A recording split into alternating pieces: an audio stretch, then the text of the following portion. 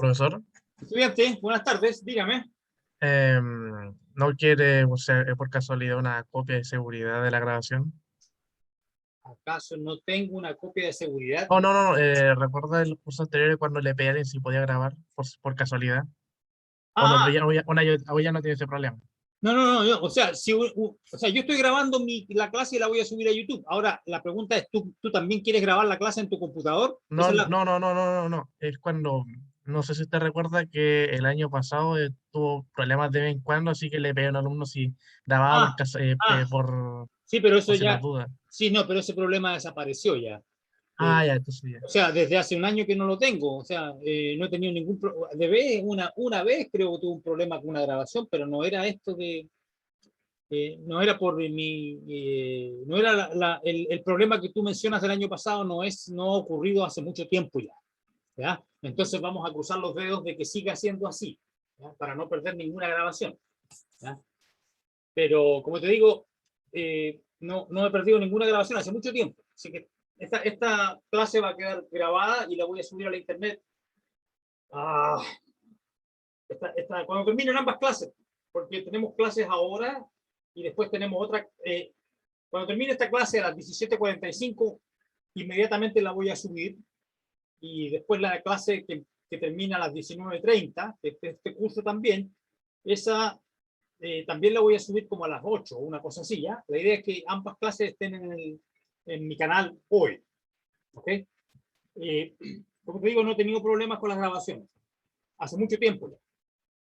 Ahora, eh, bueno, ustedes, si están poniendo atención, ya se habrán dado cuenta que en el Moodle, la página Moodle de este curso, ya está todo el material necesario para ayudarlos y apoyarlos en este curso. Ya subí el programa 2021 de este curso, están las fechas de las pruebas, ya están. Entonces ustedes tienen, si no lo han visto, vean inmediatamente, a la primera oportunidad, vean las fechas de las pruebas. Esas pruebas van a ser en conjunto, a la misma hora, con el curso de álgebra lineal 1 que yo tengo mañana, otros estudiantes, ¿ya? Entonces, eh, una vez que este curso y el curso de mañana den el visto bueno, esas fechas quedan a firme. Si hay algún estudiante en este curso o en el curso mañana que diga, no, profe, justo ese día el profe tanto puso una prueba a esa hora, entonces vamos a tener que modificar esas fechas, ¿ya? Pero la idea es no modificarlas, porque yo las subí ya el día viernes, las subí a esa fecha de las pruebas, ¿ya? Todas las pruebas van a ser a las 18 horas, ¿ya? Y las pruebas terminan a las 19:30, son online, por supuesto, y se supone que ustedes deben enviarme la prueba de vuelta en el formato requerido, como se explica en la página Moodle, a las 20 horas. ¿Ya? Entonces tienen 2 horas para hacer la prueba y tenerla enviada en mi correo. Eso.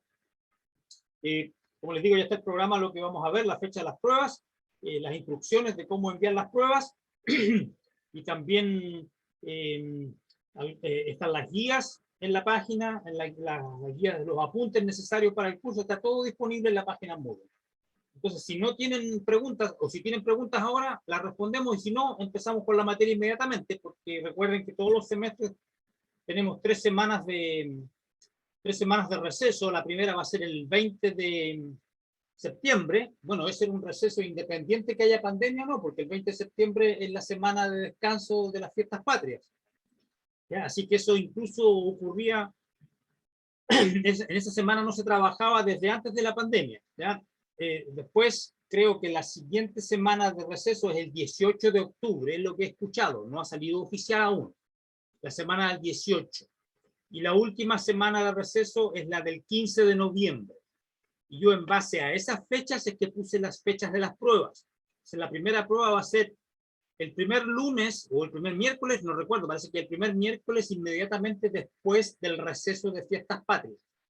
Entonces, la materia de la primera prueba va a entrar hasta la materia que cubramos el último día antes de irnos de vacaciones de fiestas patrias.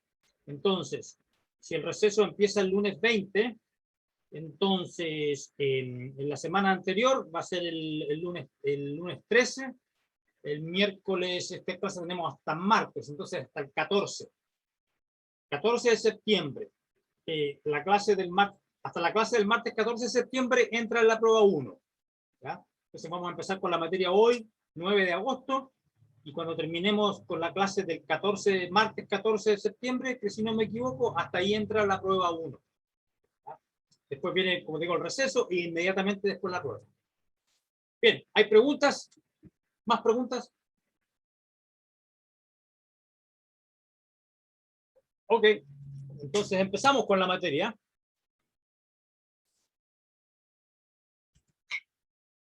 Entonces la primera parte del curso tiene que ver con una materia que ustedes ya deberían conocer, y es la materia de valores y vectores propios, porque eso es parte de...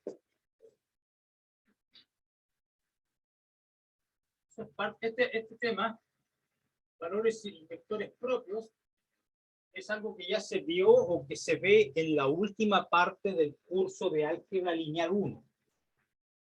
Pero ahora vamos a revisar esta materia desde un punto de vista más sofisticado, porque no solamente vamos a recordar lo que es el polinomio característico y la definición de los valores y vectores, porque no solamente vamos a hacer eso, sino que también vamos a demostrar un teorema importante que fue descubierto por Cayley Hamilton. Cayley fue un matemático británico, inglés me parece, y Hamilton fue un irlandés, matemático irlandés, que demostraron un teorema que dice que todo el polinomio característico de una matriz anula a la matriz. Entonces, eso nos va a dar pie para definir lo que son los polinomios anuladores de una matriz, hasta que encontremos la definición del polinomio minimal, que es el polinomio minimal de una matriz que no se discute en álgebra lineal 1, pero en este curso es importante. Uno de los teoremas fundamentales de la primera parte del curso es que uno puede saber si una matriz es diagonalizable o no lo es mirando el polinomio minimal. Si uno puede calcular el polinomio minimal y ve que el polinomio minimal se factoriza en factores lineales distintos, entonces vamos a saber inmediatamente que la matriz es diagonalizable. Y ese es uno de los teoremas importantes de la primera parte del curso. Y para allá vamos ahora. Y vamos a usar, como ya es mi costumbre, voy a usar el libro de Hoffman y Kunze. Yo lo tengo en inglés, pero está la versión en español. ¿Ya? Está la versión en español en el Moodle. Aquí dice formas canónicas elementales. La versión en español está disponible en Moodle. Le falta una página, como yo lo hago notar ahí en Moodle, pero no va a ser impedimento para el curso que falte esa página, porque no es relevante. Y este libro de Hoffman y Kunze fue escrito por dos matemáticos, dos investigadores, por lo menos uno de ellos muy conocido y muy famoso, que trabajaba en el MIT, una de las mejores instituciones de matemáticas del mundo. Y el otro científico, el otro matemático, me parece que Kunze era el que trabajaba en otro lugar, también hacían investigación matemática, eran investigadores, y entonces ellos escribieron este libro muy elegante y muy interesante, pero que no tiene una visión muy práctica. Es un libro bastante elegante, abstracto, con bonitas demostraciones, pero no sirve mucho si uno quiere calcular cosas. Y por ese motivo es que yo escribí unos apuntes que están disponibles en la página Moodle del curso. Escribí unos apuntes que se llama Apuntes para pruebas 2 y 3, ¿ya? Que tiene que ver con la materia que viene más adelante y que son unos apuntes basados en uno de los libros de la serie Schaum, que es más calculista. Entonces, esos apuntes son importantes para este curso. Y en todo caso, voy a usar este libro de Hoffman y Kunze como un libro guía para ir pasando la materia en cierto orden. Pero cuando llegue el momento de calcular, vamos a usar los apuntes que le menciono. Entonces, hablemos ahora entonces del teorema de las definiciones. Entonces, voy a recordar lo que es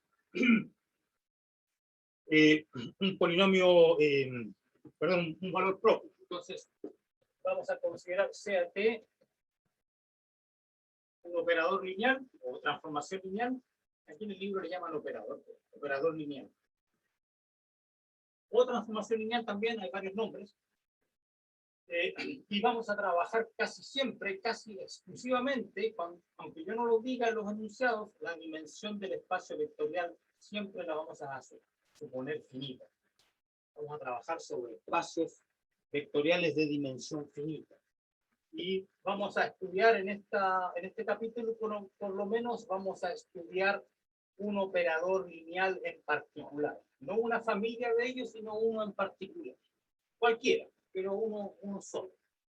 Y lo que queremos saber, así como se hace en álgebra lineal 1, si este operador es diagonalizable o no, y eso cómo se escribe. Entonces la pregunta es, ¿existe alguna base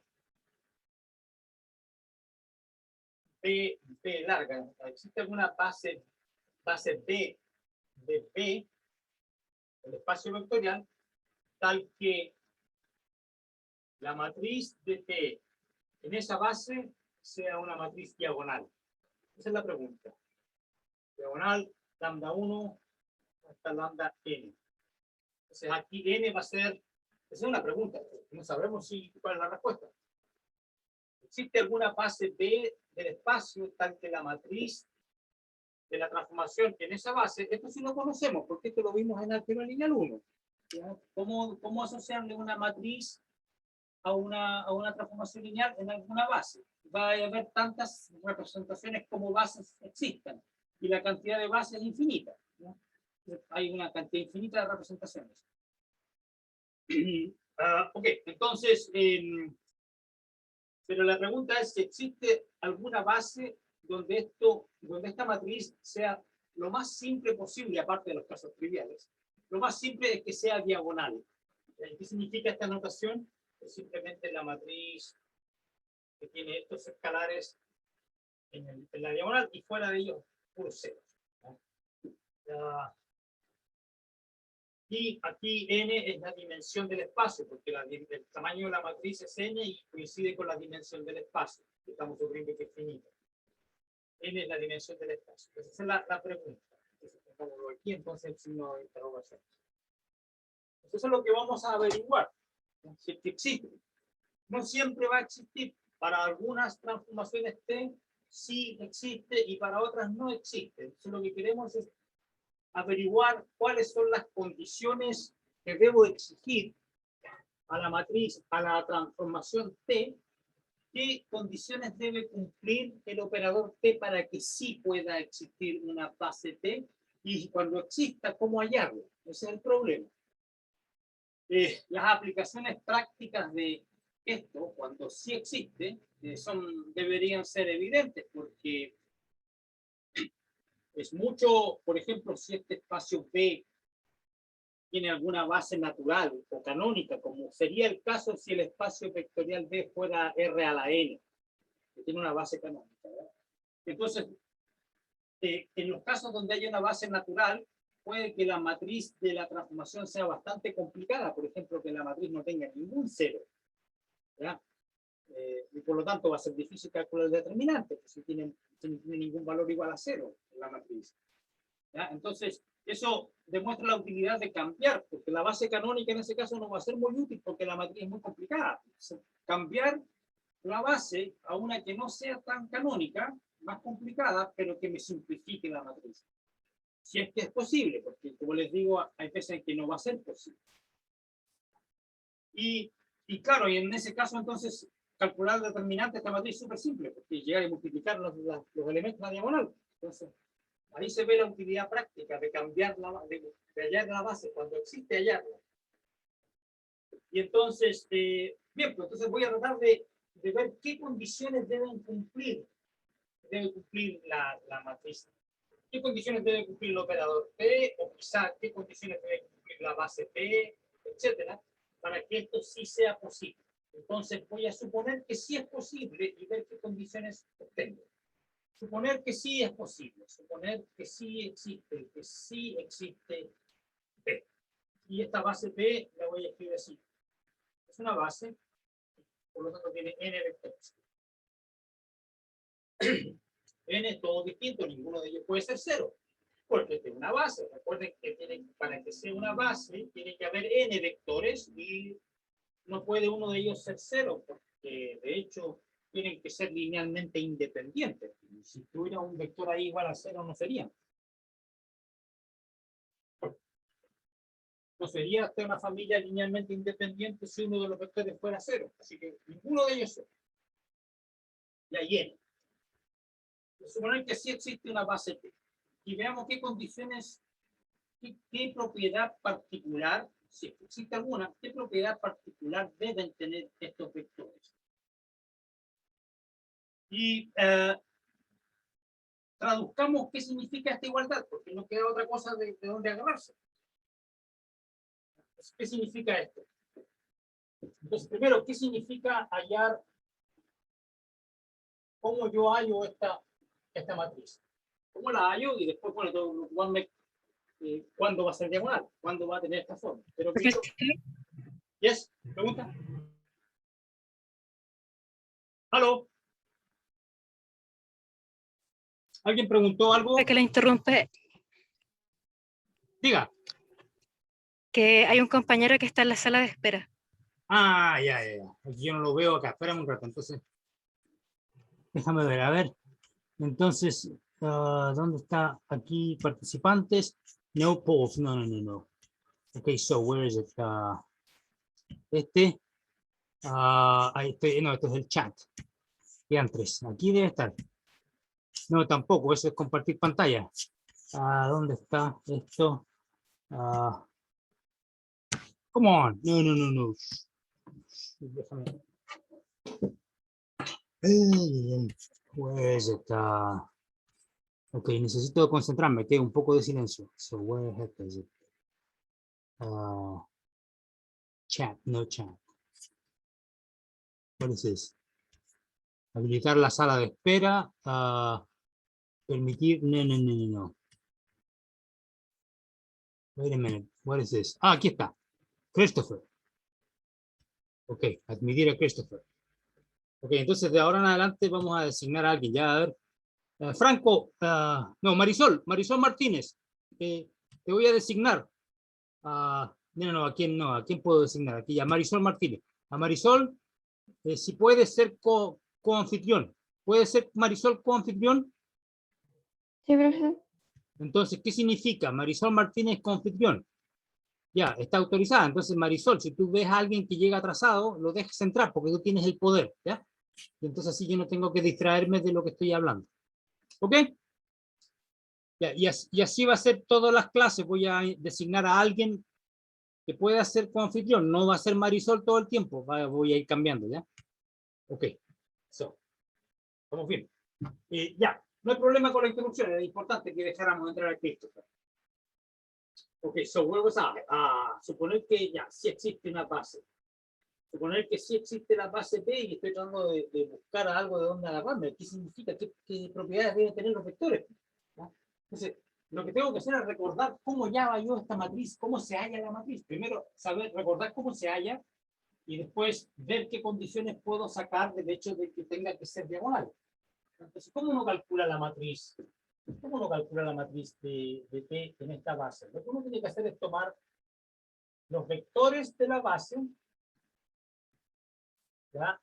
Tengo varios, como hay n. P de n, ¿ya? ¿Okay? Y tengo que evaluar la función ahí. Tengo que evaluarla. Ver qué imagen tiene cada vector. ¿Ya? Entonces, P de P1. Y por supuesto que cuando yo pongo la base aquí abajo, significa que también está allá arriba, aunque no la escriba, ya significa que en el espacio de partida, que es B, elijo la base B, y en el espacio de llegada, que también es B, elijo la misma base, porque yo podría elegir bases distintas, ¿no? Pero no estamos en esa situación, estamos eligiendo una base y yo la ocupo en el espacio de partida y en el de llegada. Entonces, ¿qué significa que estoy ocupando la misma base?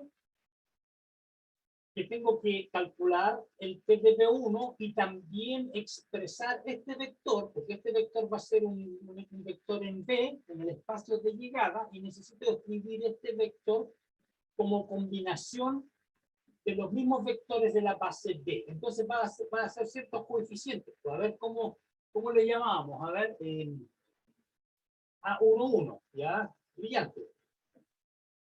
Ahí tengo mi primer coeficiente que multiplica el vector B1. Y después aquí voy a tener el coeficiente A21 que multiplica al B2. Entonces lo que estoy haciendo, estoy manteniendo el segundo índice fijo. 1, 1, siempre va a ser 1 que corresponde con este 1 de acá. El segundo índice va a estar fijo. Y el primero va a ir variando. 1, 2, después viene 3. Y va variando el primer índice porque va variando el vector que multiplica acá. A1, 1, B1. A2, 1, B2. A3, 1, B3. El 1 de la segunda componente siempre es fijo porque hay 1 acá. Pero el primer índice va variando. Y aquí, etcétera, y llego aquí al A, N1BN. Ahí tengo mi primer... no botar el agua, mala onda. Ok, esto entonces es un peligro ya. Bueno, es solamente agua, no va a pasar nada. Ah, pero está el interruptor ahí, ya.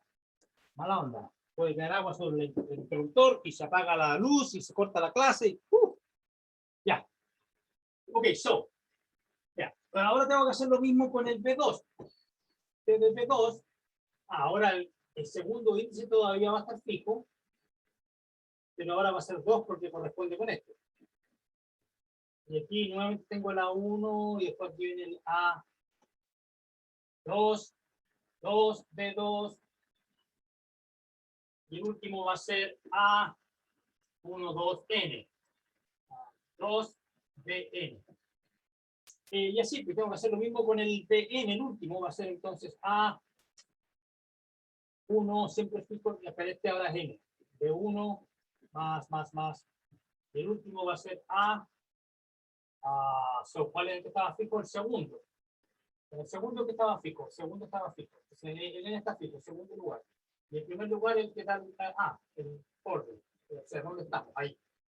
Entonces lo que uno hace para escribir la matriz. Y entonces la matriz, ¿por qué hace? Uno dice, ya, entonces ahora tengo los coeficientes y ahora los cuelgo. A11, esto se va a quedar aquí. A11, después viene A21, etcétera, y el último AN1. Esos son los coeficientes que necesito para el primer vector. Y después para el segundo vector, tengo que poner aquí A12, A22, AN2. Y así hasta el final, A1N, ANN. Y esta es una matriz de N por N. Sobre el cuerpo con cual estamos trabajando. F. En este curso, usualmente vamos a trabajar con R. Y una que otra vez con C. Con los complejos. ¿Ya? Y a veces van a ser los racionales. ¿Ya? A veces van a ser las... Pero bueno, esencialmente vamos a trabajar con R. Ok. Entonces así uno puede encontrar la matriz. En general. Ya, pero ahora estamos en este caso. Yo quiero que la matriz... Yo quiero que mi matriz sea...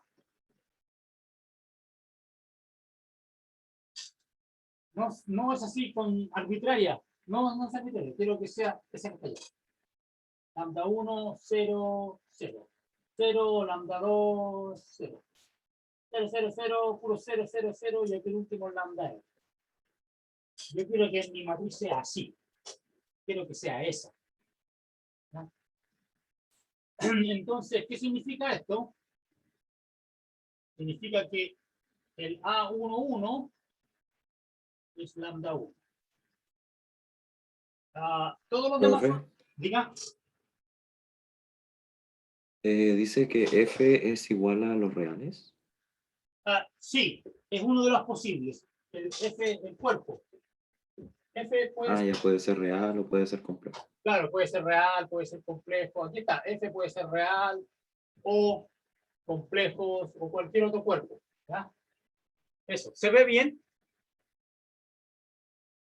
No es un problema de visual, ¿no? Está un poquito No, sí. borroso nada más. Se ve un poco- Yo Los en lo subíndices personal eran lo veo un borrosos. poco borroso. Pero veo todo borroso Sí, o bueno. solo la esquina. Los números más Listo. pequeños no se notan bien. Los números más pequeños no se notan bien. Ya. Entonces vamos a... Lo que yo veo es que hay un desfase con el tiempo. O sea, yo hablo y sale la palabra, pero después de lo que hablo. ¿Me entiendes? Entonces hay algo, la internet no está funcionando. Ok. Entonces lo que vamos a hacer como una medida de parche, porque debe ser en mi GTR que está mal para variar, voy a tratar de escribir los números más grandes nomás, ¿ya? Ok, entonces, yo quiero que esa matriz sea esta. Por lo tanto, significa esto que mi primer coeficiente tiene que ser este. Este A11 tiene que ser el lambda 1. Todos los demás son ceros, salvo, entonces son todos ceros salvo los que están en la diagonal. Entonces ahora tengo A22 igual lambda 2 y todo lo demás cero, y así.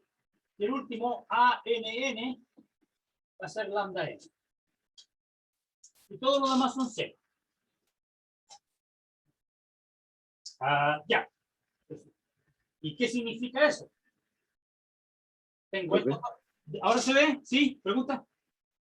Entonces la idea es cambiar la base para que cuando encontremos la matriz ya esté diagonalizada.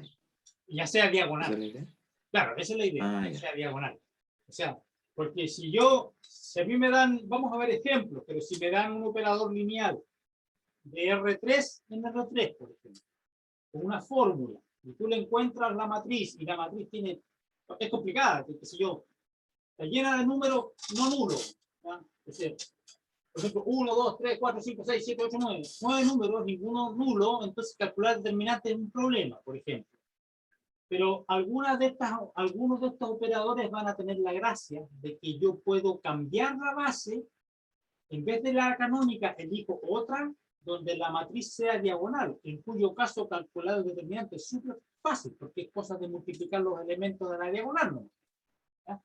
Entonces, el tema es que existe una clase de operadores que sí admiten una base diagonal, que la diagonalice. Una base, existen operadores, una clase de operadores que sí admiten una base, tal que la matriz del operador en esa base sea diagonal. Y existen otros operadores para los cuales es imposible. Y lo que estamos tratando de ver es ver cuáles son diagonalizables y cuáles no. ¿Ya? Entonces, ahora lo que estoy viendo yo es partiendo de la suposición de que el operador sí es diagonalizable, ¿qué condiciones debería satisfacer la base que la diagonaliza, por ejemplo? Y eso es lo que estamos viendo. Entonces yo parto de que la solución sí existe y veo qué propiedades especiales puede tener la base B. Eso es lo único que vamos a poder ver ahora, porque ver qué propiedades especiales tiene T, lo vamos a ver más adelante, pero requiere más materia, ¿ya? Requiere más herramientas más sofisticadas. Pero por ahora podemos ver por lo menos qué propiedades van a tener los vectores de la base hipotética esta que estoy admitiendo que existe, ¿no? Y eso es lo que estamos tratando de ver.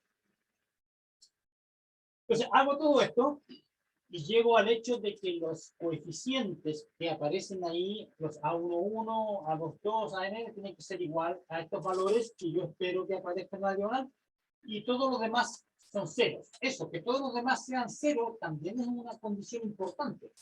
O sea, esto y además esto, que voy a escribir acá. Espero que se vea. A y J igual 0 para todo y distinto de J, porque aquí está, fíjense que los índices son todos iguales, 1, 1, 2, 2, NN. Pero y afuera de eso, todos los demás son 0. 0, 0, 0, 0, 0, 0, toda parte 0. Esto fuera la diagonal. Eso se escribe así. A y J 0 para todo y distinto de J. Ya, está bien, pues esto tiene que ver con los coeficientes de la matriz. Pero ¿qué pasa con los vectores B que dice de los vectores B1, B2, estos gallos, estos están ahí. Y yo quiero saber algo sobre ellos.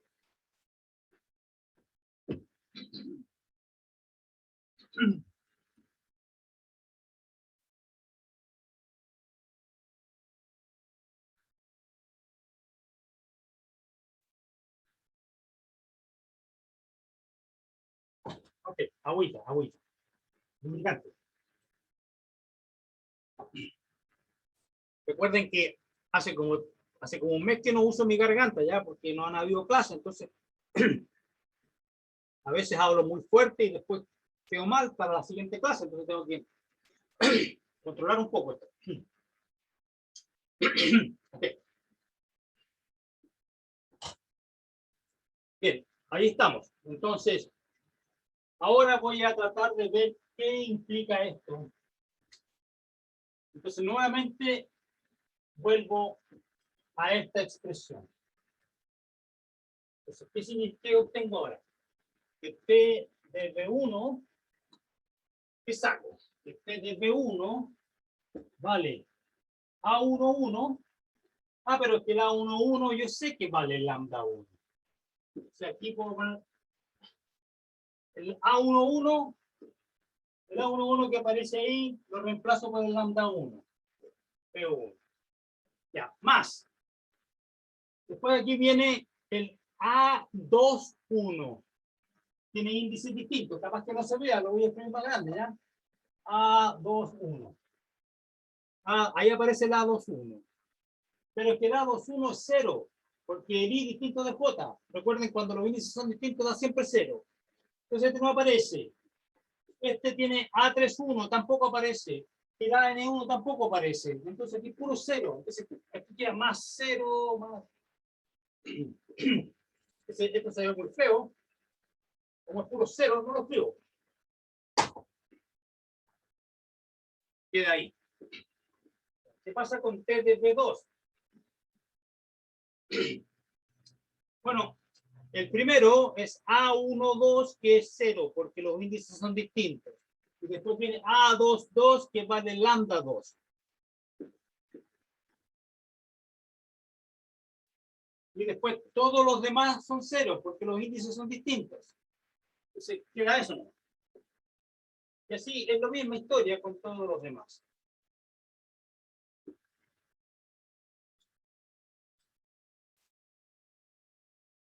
Entonces, aquí obtuve una información no trivial.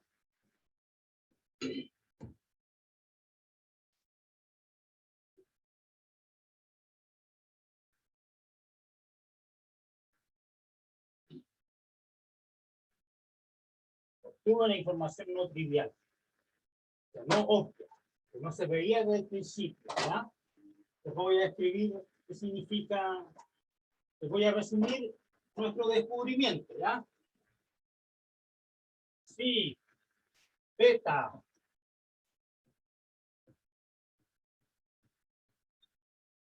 es una base de B tal que la matriz de T en esta base es diagonal.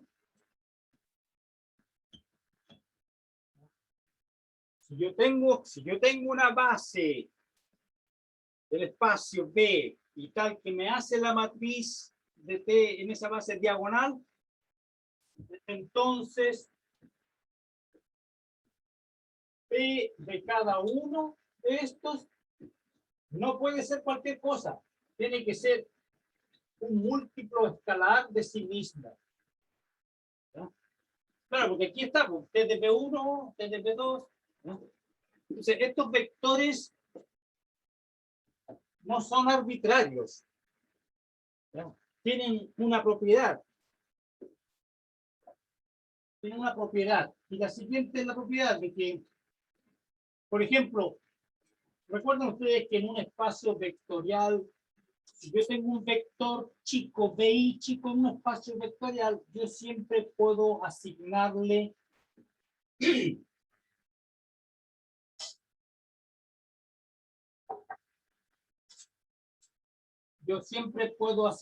una recta. La escribo L por línea, ¿ya? O una recta. La recta generada por este vector. Generada por ese vector. Es una recta que pasa por el origen y que tiene como vector director a este vector, B sub I. Entonces aquí están todos los múltiplos de este vector de I. Lo voy a escribir así, A o más grande. A por BI y el A está en el cuerpo. Así que esta es una recta. Están todos los múltiplos escalares de un vector fijo. Es una recta que pasa por el origen. Claro que pasa por el origen, porque si yo elijo el A igual a 0, me da el vector 0. Pasa por el origen. Y es una recta que tiene la dirección de ese vector. Entonces, Profesor, dígame. LI es la recta que pasa por el origen que tiene dirección BI. Claro, esa es la notación que estoy usando. Esto no es importante. El nombre que le dé no es importante realmente. Lo importante es que esto es una recta, ¿ya? Que tiene el vector director es BI. Entonces, por ejemplo, si estuviéramos en R3 y este BI fuera el vector 0, 0, 1, esto sería el eje Z, porque sería la recta con dirección 0, 0, 1 que pasa por el origen, sería el eje Z, ¿ya? Y si fuera este el vector 1, 0, 0, sería el eje X y el otro el eje Y, ¿ya? Pero esos son los vectores canónicos, pero estos vectores son otros. Entonces, si yo quisiera dibujar estas rectas, por ejemplo, si estuviéramos en R3, bueno, uno siempre dibuja los ejes, ¿ya? Pero si estuviéramos en R3, el B1 quizás sería un vector, quizás el B1 iría en esa dirección, ¿ya? Quizás el B2 va en esta otra dirección, ya apunta para allá, tiene la sombra, ¿ya? Tiene la sombra de ese que está allá, y el otro, a ver, ¿qué otro color tengo? Ya podrían ser 3 vectores, ¿ya? Este va para arriba y tiene la sombra por aquí abajo también. Tengo 3 vectores para la izquierda, B1, B2, B3. Son otras direcciones, pero igual definen rectas que pasan por el origen. Es como si fuera otro sistema de ejes coordenados, como oblicuo, no así. Sino que así. Puede suceder, claro. Es esa recta. Ya, ¿qué gracia tiene esta recta? Bueno, veamos. Voy a aplicar la transformación T en cualquiera de esas rectas. O sea, cualquier vector que viva ahí. Bueno, cualquier vector es de esta forma. ¿Ya? T de A por BI. Pero el A es escalar, así que sale fuera. Ya, pero el T de BI es lambda I de I. ¿Ya?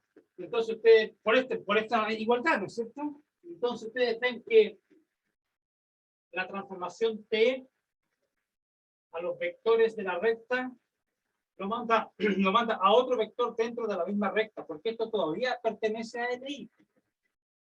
Sí, porque es un escalar, ya no es A por BI, pero es A lambda I por BI. Es otro escalar, así que está dentro de la recta también. Entonces uno dice que estas rectas son invariantes bajo T. Y después vamos a definir más adelante su espacio de invariantes en general, pero son rectas invariantes. Entonces, corolario, ¿qué estoy diciendo? Que si existe una base P como la que estoy buscando, entonces los vectores ahí generan rectas invariantes para P. Es como si fuera y aquí es como si fuera un nuevo sistema de ejes coordenados donde la transformación es invariante. A lo mejor Profesor, dígame. es por si escuché bien, ¿es para B o para T? Invariante bajo T. Bajo T, ya, gracias. Se dice que LI es invariante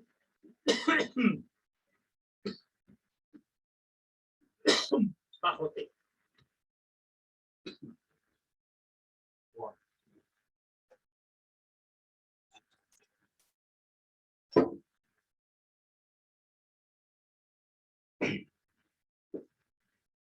decimos que la recta es invariante, bajo T.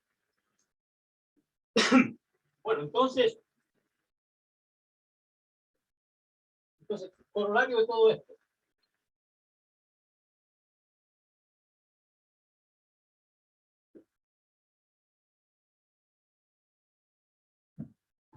Entonces, si quiero hallar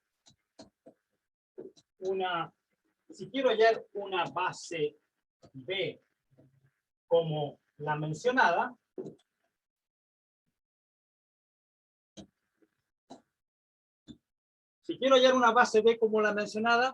entonces los vectores que tienen la propiedad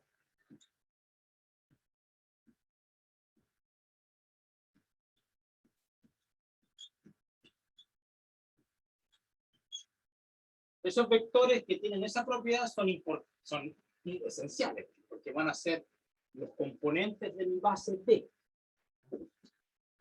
Entonces, si quiero hallar una base B como la mencionada, los vectores que tienen la propiedad siguiente, de que cuando yo les aplico la transformación T al vector B, o también a la recta, si le aplico T a la recta generada por B, que me dé un múltiplo del vector, es decir, que la recta con este vector director sea invariante.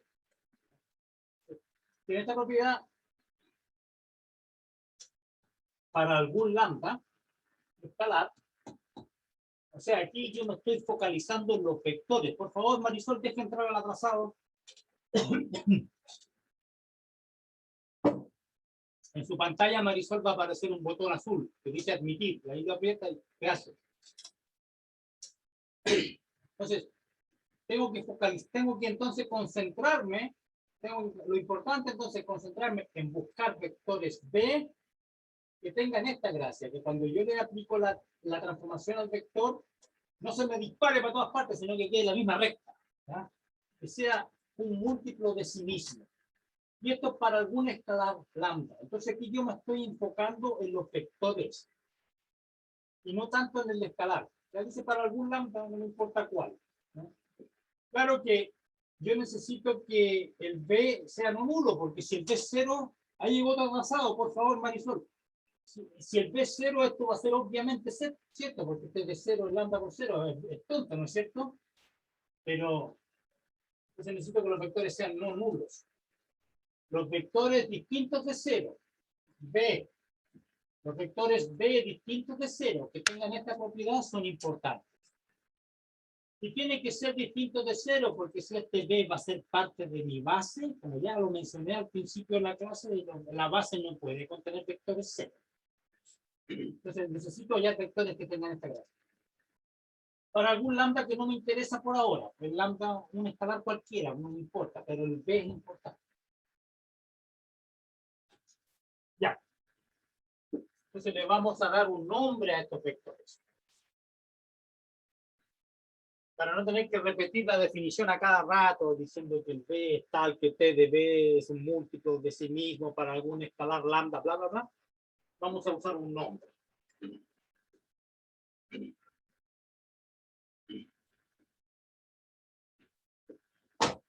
Definición. Sea T de B en B lineal. Entonces me estoy dando una transformación lineal de B en B, o sea, T de B en B lineal.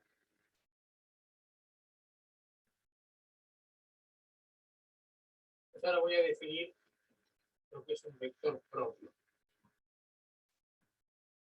sea, T de B en B lineal. Un vector propio de T es un vector distinto del vector 0, tal que T de B sea lambda B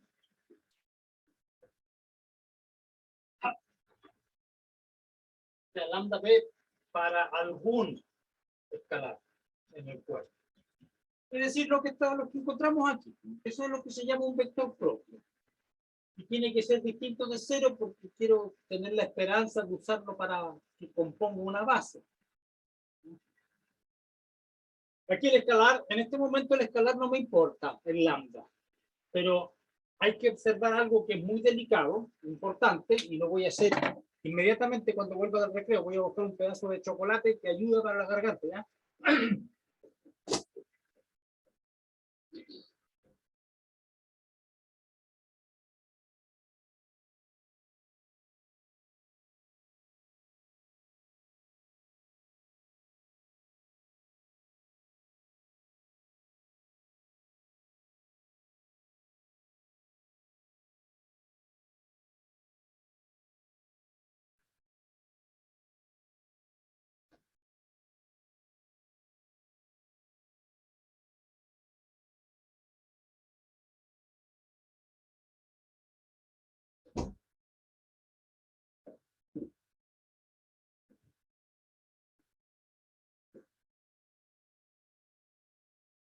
Ok, entonces ya definimos lo que era un vector propio.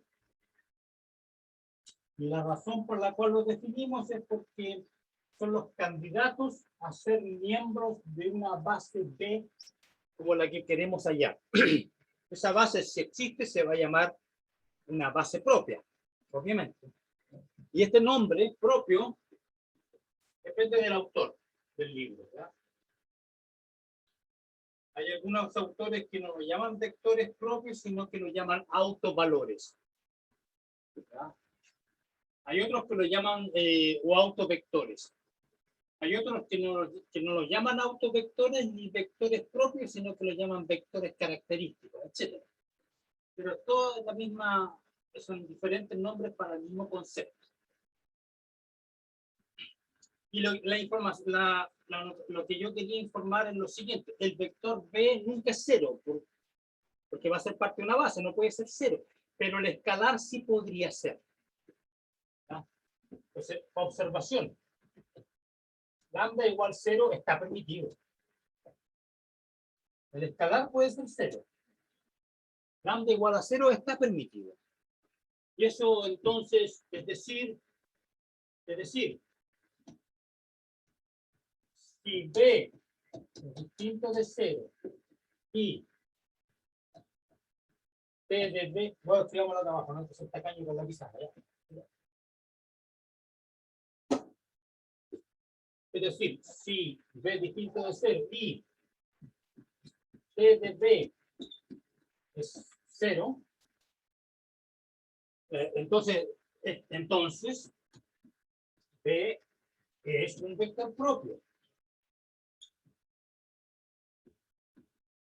Con valor propio asociado, con valor propio, eso no lo definí, ¿verdad? Ya lo voy a hacer. Valor propio asociado, lambda igual al valor 0. ¿Cierto que está aquí? Este lambda que está acá, lambda se llama valor propio asociado a P. El lambda que aparece aquí es el valor propio asociado a B. Va a ser único, ya, porque si hubiese otro, etcétera, se puede ver que son iguales. Lo que importa es me estoy focalizando en el vector B. El vector propio, que va a ser un múltiplo de sí mismo, y a ese múltiplo se le llama el valor propio asociado al vector. Eso es lo que esta observación dice, de que el vector nunca es 0, pero el valor lambda sí podría ser 0, porque fíjese que este vector es 0 por B. En este caso, entonces, lambda igual a 0 sí está permitido. Sí está permitido. Y recuerden ustedes también que estos vectores se llaman, pertenecen a un subespacio, que se llama el núcleo de T. Entonces, si la aplicación T tiene un núcleo no trivial, entonces esto es importante, es una observación súper importante.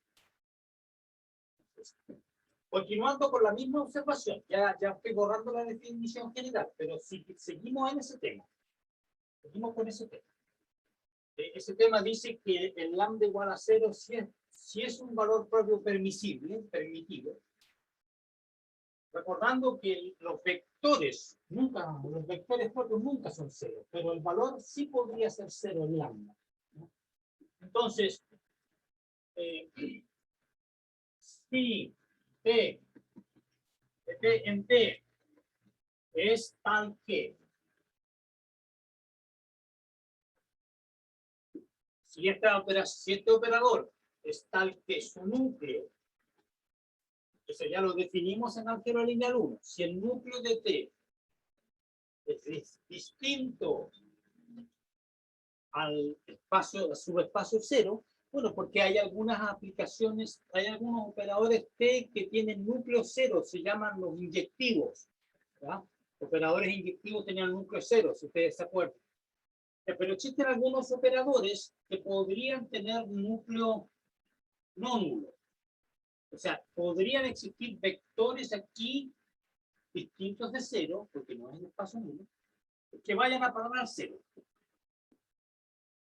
Entonces, en este caso, dice, si T de T es tal que el núcleo de T no es el espacio 0, entonces todo vector P que esté en el núcleo y distinto de 0, lo cual existe, porque no estoy suponiendo que sean idénticos, ¿ya? O sea, existen vectores aquí que no son 0. Cualquier vector. Entonces, todo vector que esté en el núcleo y que no sea 0 es un vector propio con valor propio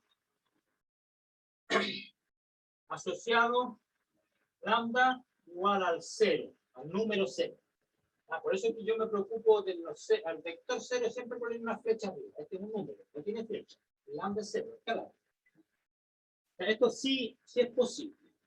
Esto no contradice la definición.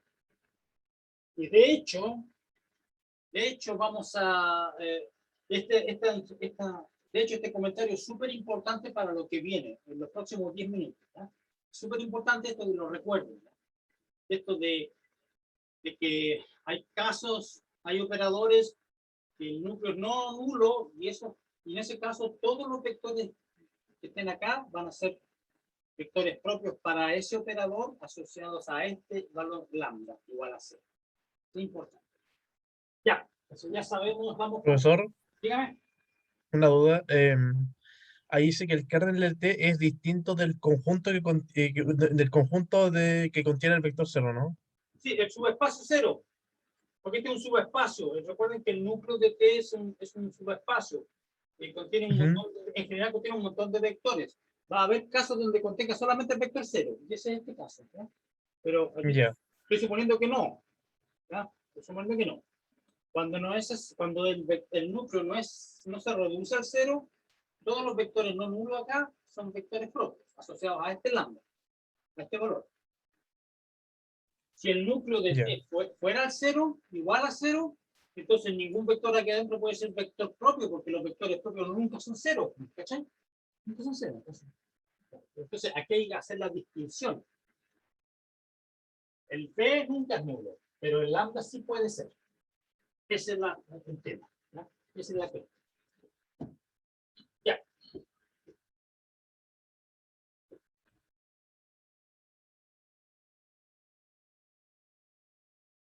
Bien, entonces ya sabemos, ya definimos lo que era un vector propio asociado a un operador.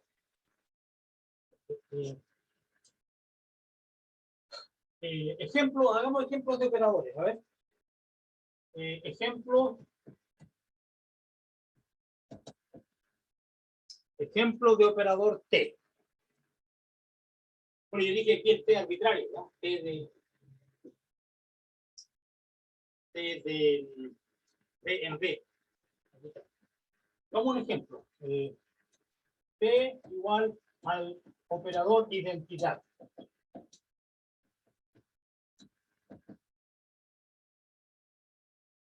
Ese es el operador más fome que existe porque no mueve a ningún vector, los deja todo igualito.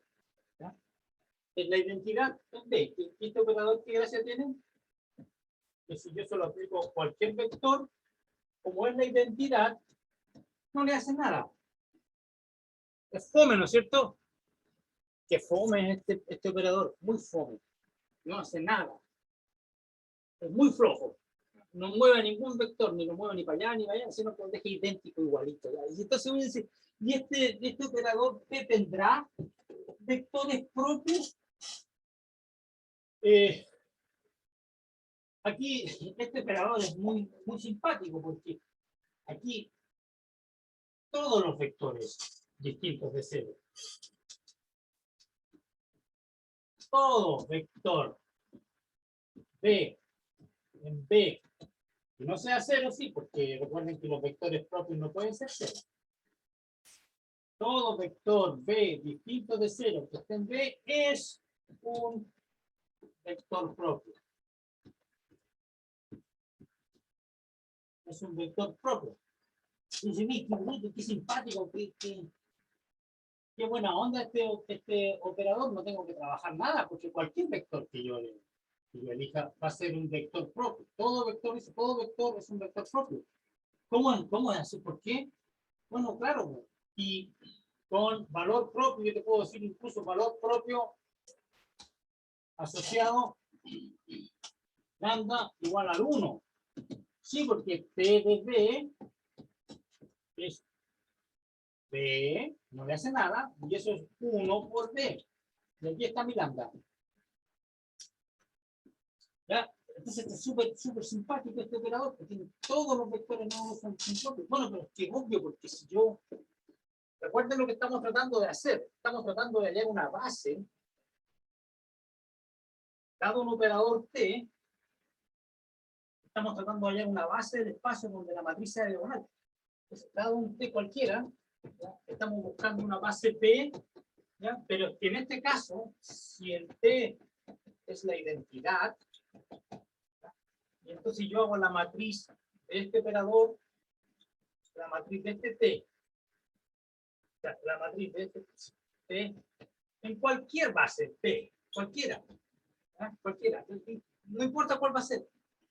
Y le aplico la identidad a cualquiera de estos vectores, me lo va a dejar igual. Entonces, aquí va a satisfacer esto. T de B igual B. Y recuerden que ustedes tienen que colgar los coeficientes, ¿ya? Y como T de B igual B, va a ser esto ya es diagonal. Así que no hay que hacer nada, porque esta matriz ya es diagonal. Y la diagonal está por 1, porque es la matriz de identidad. Y está lambda 1 es igual a lambda 2, igual a lambda E. Son todos iguales a 1. ¿Ya? Y es que fome. O sea, no tengo que hacer nada porque ya está resuelto ese problema. Ya, ok, te la compro. Después este es un ejemplo simple. Hagamos otro más complicado. Entre el 1, hagamos ejemplo 2.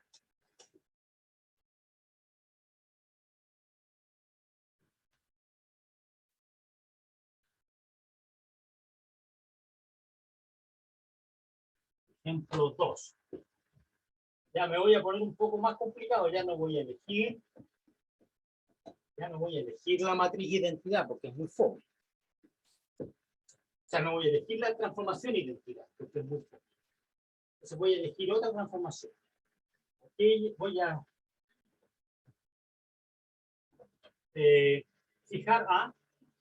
voy a fijar un número. Fijar un numerito en el cuerpo. ¿Ya? Y voy a definir la T de la siguiente manera. T de B, el vector B lo va a mandar a un múltiplo, al múltiplo A por B, donde el A es fijo. ¿No? Si yo elijo este A chico que estoy eligiendo aquí, lo elijo igual a 1, voy a estar en el ejemplo 1, el caso de la matriz identidad. Entonces esta matriz, perdón, este operador es un poquito menos flojo que la identidad. ¿Ya? Hace algo, no mucho, ¿no? Pero hace algo. No deja todos los vectores iguales, los multiplica. Por ejemplo, yo puedo decir el A igual a 2. En ese caso, lo que este operador estaría haciendo simplemente estaría alargando los vectores dos veces. O sea, a un B lo manda a 2B, le duplica el largo nomás. Pero los mantiene en la misma recta, no los mueve, porque el B y el 2B, como uno es múltiplo del otro, están en la misma recta. Entonces, este también va a ser diagonalizable, porque este ya es diagonal. Entonces, ya es también fome, ¿ya? Porque si yo le encuentro a este T, le encuentro la matriz en cualquier base B, no me importa cuál sea. Bueno, si le aplico T de B1, va a quedar A por B1. Y el coeficiente tengo que colgarlo. Bueno, el coeficiente va a quedar aquí. Y cuando el A sea 1, voy a recuperar ese ejemplo. Aquí ese vector, ese valor, el valor propio. Aquí todos. Ocurre lo mismo que con el caso de la matriz del operador identidad. Todos los vectores no nulos son propios. Y tienen todos el mismo valor propio, A. Ya no es 1, pero es A. A. Entonces, una cosa que vemos es que cuando partimos la clase dije que tenía lambda 1, lambda 2 hasta lambda n, no tiene por qué ser todo distinto, podrían ser incluso el mismo, como este ejemplo lo demuestra, ¿ya? Pero también es fome porque aquí la B no importa cuál sea. Ok, ahí tengo otro ejemplo. Son ejemplos bastante generales porque el espacio puede ser cualquiera, ¿no? En ese sentido son generales. Profesor, Dígame. en los dos ejemplos, cuando usted decía que la B no importa cuál sea, entonces quiere decir que la B es arbitraria. En este caso, la base es arbitraria por la forma tan especial del operador. No hay que trabajar nada para hallar una base propia, porque cualquier base no va a ser propia, por el hecho de que el operador ya es diagonal, ¿entiendes? O sea, toda matriz, toda base la diagonaliza. Ya, pero estos son casos especiales. Entonces uno, incluso este que está aquí, este ejemplo 2, yo incluso recuerden que en el ejemplo 1 al T yo lo llamé la idea, así. En el ejemplo 1, el T era la identidad. ¿Ya? Entonces, este T ya no es la identidad en el ejemplo 2, pero va a ser A veces la identidad. Generalmente uno no lo escribe así porque no escribe I sub B. Uno generalmente la transformación identidad de B en B la denota como I. I, la identidad. ¿Ya? Y entonces este operador que está aquí, que no es la identidad, es A veces la identidad. Y uno lo escribe así nomás, A por I. Y se subentiende que estoy hablando de este. A por I. Ya, ok. Está bien. Ese es el ejemplo FOM. Bueno, pero igual es importante el ejemplo, porque ahora yo puedo darme otro ejemplo.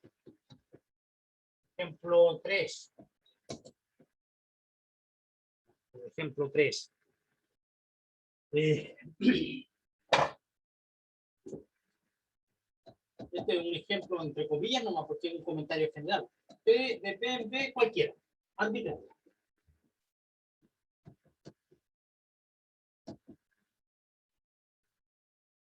¿Ya? De hecho voy a considerar dos de ellas.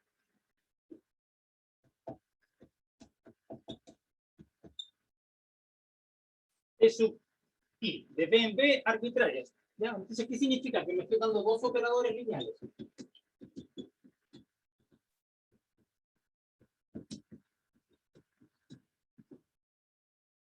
Tengo dos operadores lineales. T1, que puede hacer algo, tiene cierta fórmula, y el T2 tiene otra fórmula. ¿No? Y es perfectamente posible eso.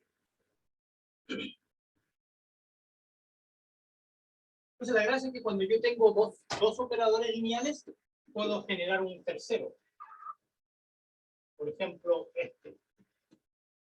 O sea, aquí lo que estoy haciendo ahora, estoy recordando materia de álgebra lineal 1. Si yo me doy dos operadores, puedo definir un tercero que es la suma. ¿Cómo se define la suma de dos operadores? Bueno, hay que decir que le hace un vector. Lo que le hace es que le aplico T1 al B y después le aplico T2. Y así se define la suma de operadores.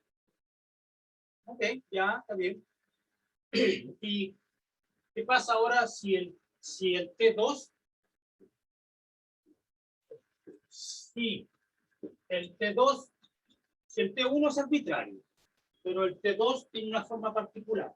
Si el T2 es a veces la identidad para algún escalar, ¿ya? El T1 y T1 arbitrario, T1 cualquiera.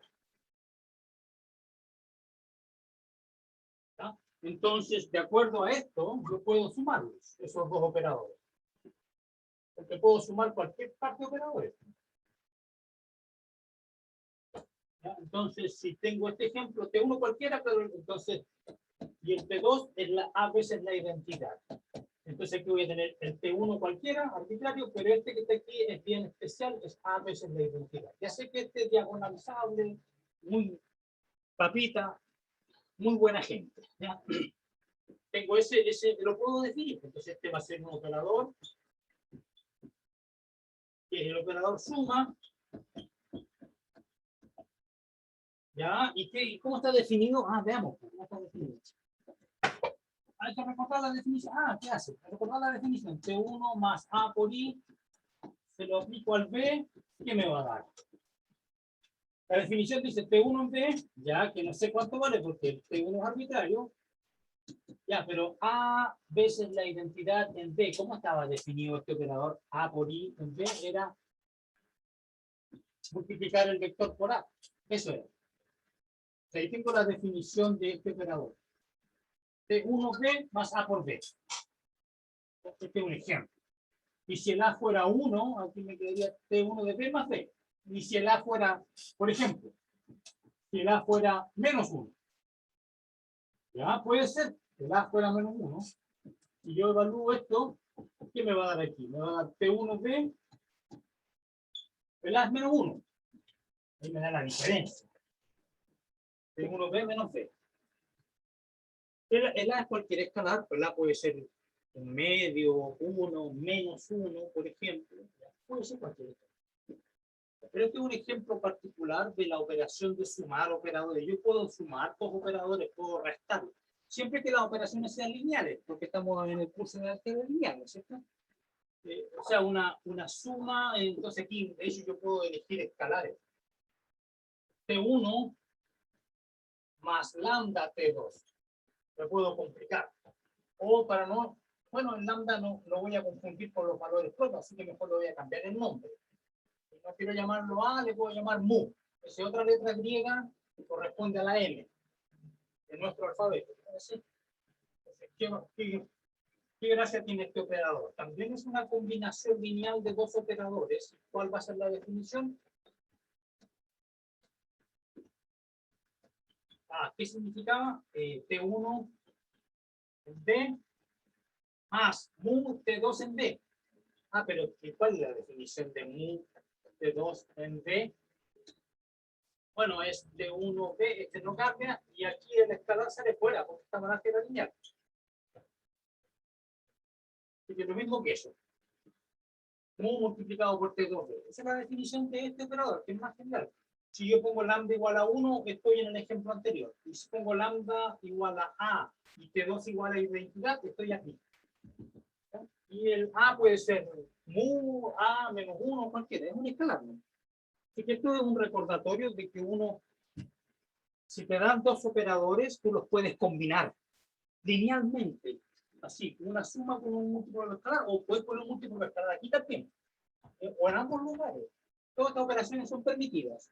Y la definición está dada aquí. De hecho, este es un ejemplo de otro espacio vectorial que uno puede generar a partir del B, ¿no? El espacio vectorial de todas las aplicaciones de B en B es un espacio vectorial con suma y múltiplo por escalar definido de esta manera. Es otro espacio vectorial.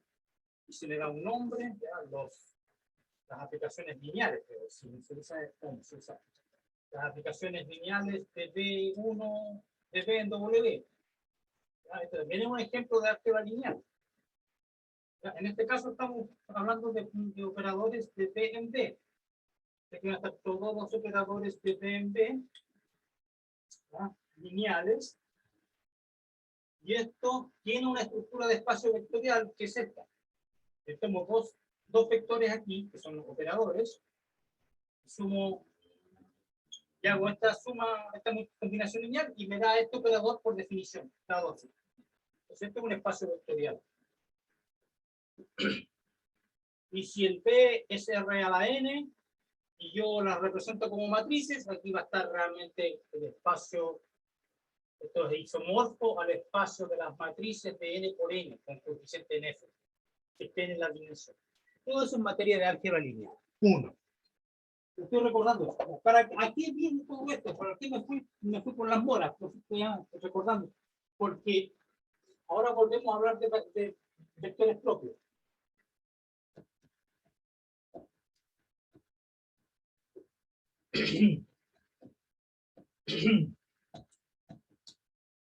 Agüita.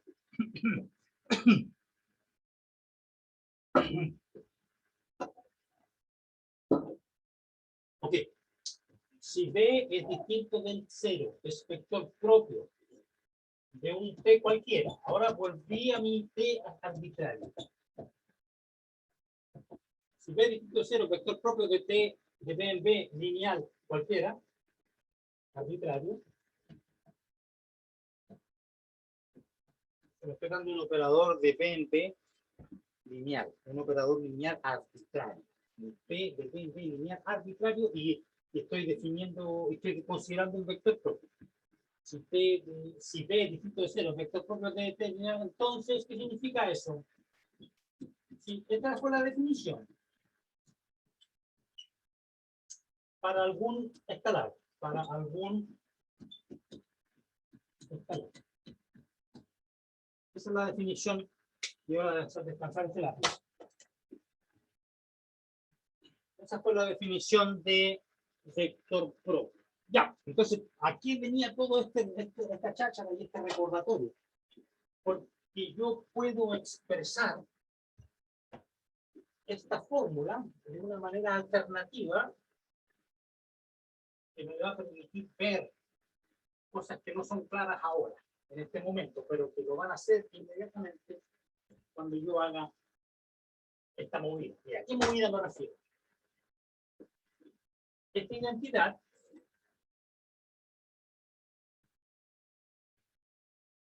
yo la puedo escribir así.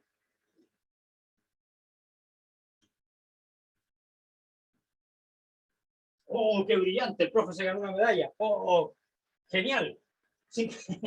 Simplemente tomé este vector y lo pasé a la izquierda y dejé un 0 allí. Y que fome. No hizo nada el profe. Ah, pero que espérate un rato.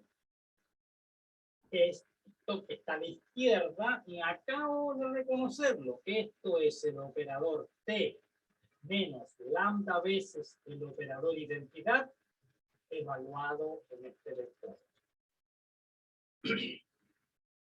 Claro, porque recuerden ustedes que me está permitido sumar y restar operadores.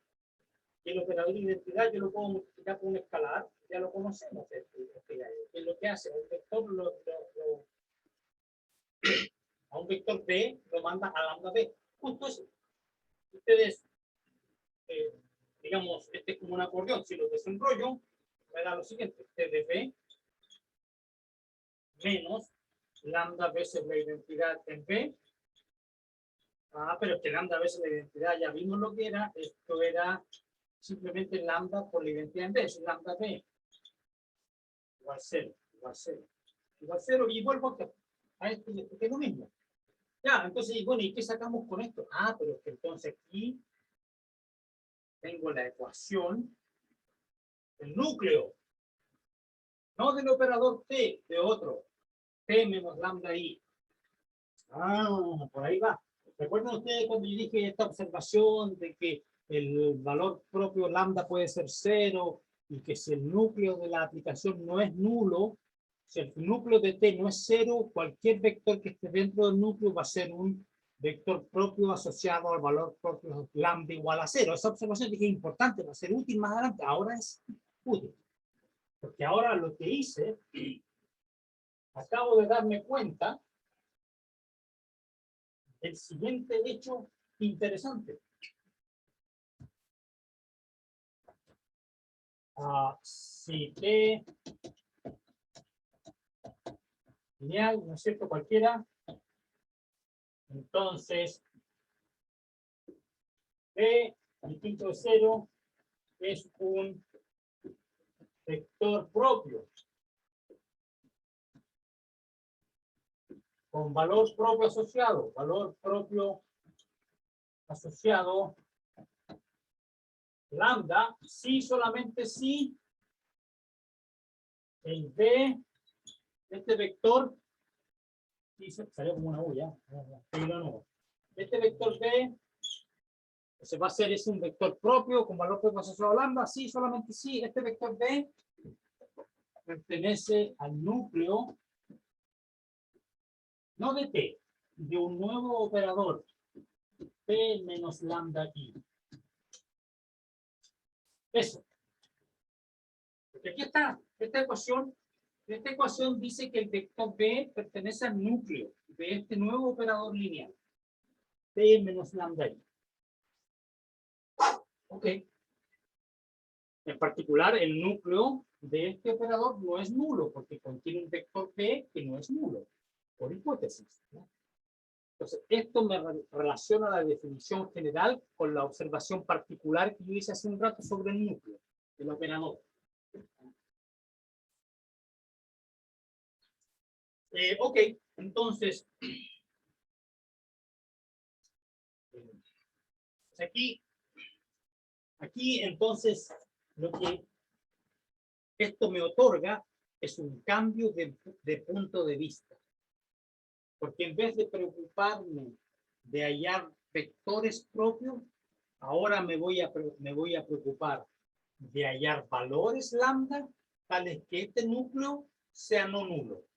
Porque si encuentro un lambda, busco escalares. Si empiezo a buscar escalares, y yo descubro escalares lambda donde este núcleo no es cero, no es el espacio cero, entonces yo sé que cualquier vector que viva aquí adentro va a ser un vector propio de mi T con este lambda asociado a este lambda. Entonces aquí en vez de buscar los B, voy a buscar los lambdas. Profesor, Dígame. al principio cuando hablaba de una base que tenía los vectores propios colgados, esas son nosotros al deducir la fórmula, al deducir los lambda, o sea, me refiero a que ese es la matriz diagonal que nosotros calculábamos a final del semestre, ¿no? Bueno, mira, quizás nos estamos adelantando. Lo que hay que hacer primero, a ver si puedo explicar esto. Lo que hay que hacer primero, estoy tratando de hacer lo siguiente, estoy tratando de convencerlos a ustedes de que primero es más importante hallar los lambda. A través del polinomio característico. Yes. O sea, olvídate de la base B, de los vectores, no. Preocupémonos de hallar los lambda. Cuando yo encuentro los lambdas, para una T dada, cuando yo encuentro los lambdas, y si encuentro los lambdas, después voy a tener una pega bien simple, entre comillas. Simplemente voy a tener que empezar a buscar todos los vectores que vivan aquí adentro. ¿Ya? Porque ya voy a conocer el lambda, tengo mi fórmula para T y después hago calcular un núcleo. Y todos los vectores que encuentre aquí van a ser vectores de la base B. Y estos vectores, si encuentro una base del espacio, porque a lo mejor no voy a tener suficiente, pero si tengo suerte y tengo n, que es la dimensión, voy a encontrar una base B y cuando calcule la matriz de T en esa base me va a dar diagonal. ¿Cuáles van a ser los elementos de la diagonal? Los lambda. Pero es que ni siquiera tú ya conoces el polinomio característico, pero no todos los estudiantes lo conocen. Entonces, por eso voy despacito, ¿ya? Entonces, ya, entonces el B está en el núcleo. Entonces, ¿qué significa todo esto? Que ahora es más importante. Entonces, lo importante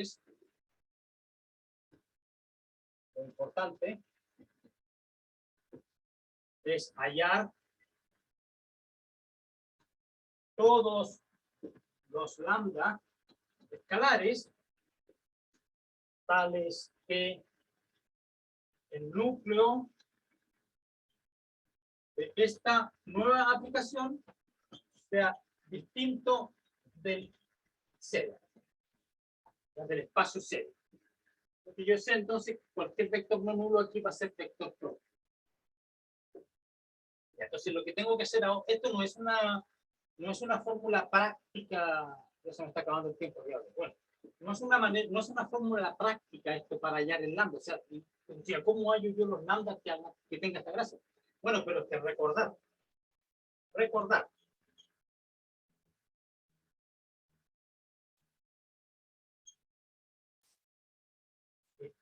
este núcleo, el núcleo de una aplicación lineal, no es cero. Esta es una aplicación lineal, esta que está aquí, una nueva aplicación lineal, pero va de P en P también. ¿Ya? Eso tiene en común con la T, que va del mismo espacio en C. Recordar que este núcleo no es cero, si solamente si esta aplicación porque está molestando acá, ¿ya? Voy a sacarlo.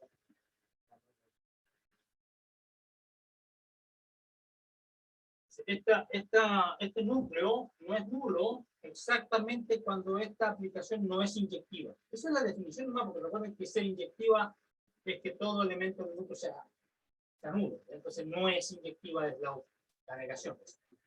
No es inyectiva. Pero nosotros recordamos de álgebra lineal 1 que cuando yo tengo una aplicación lineal que va de un espacio B en otro de la misma dimensión, bueno, este es el caso porque incluso el espacio es el mismo. Si vamos de un espacio B en B, que sea inyectiva o no inyectiva es equivalente a que sea sobre o no sobre. Porque si tengo una aplicación de B en B, como tiene la misma dimensión, el espacio de llegada y el de partida, si la aplicación es inyectiva va a ser sobreyectiva. Y viceversa, si es sobreyectiva también es inyectiva. Es decir, si a mí me preguntan, ¿será biyectiva? Bueno, me basta con ver si es inyectiva o sobre, porque una de las dos condiciones me implica automáticamente la otra por el hecho de que tenga la misma dimensión. Y entonces si me multiplica, si una condición implica la otra, entonces significa que va a ser biyectiva, si solamente si es inyectiva. Pero ser biyectiva es ser invertible, porque si es biyectiva tiene una inversa. ¿Ya? Entonces, no es inyectiva, es equivalente a decir que no es invertible. Porque si fuera invertible sería inyectiva. No es. Lo pongo en la limpieza de la pizarra.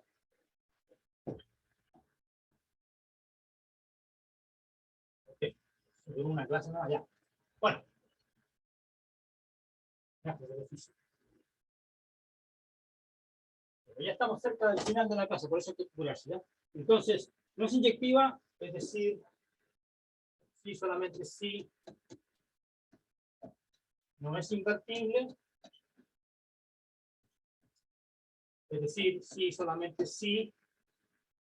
Pero es que recuerden ustedes que cuando es ser invertible es equivalente a tener determinante no nulo.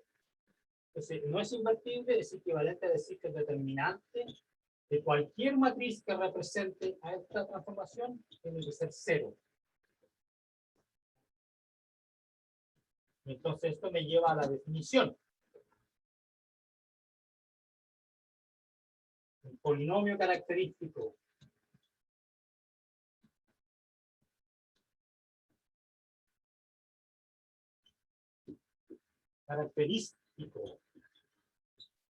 de P es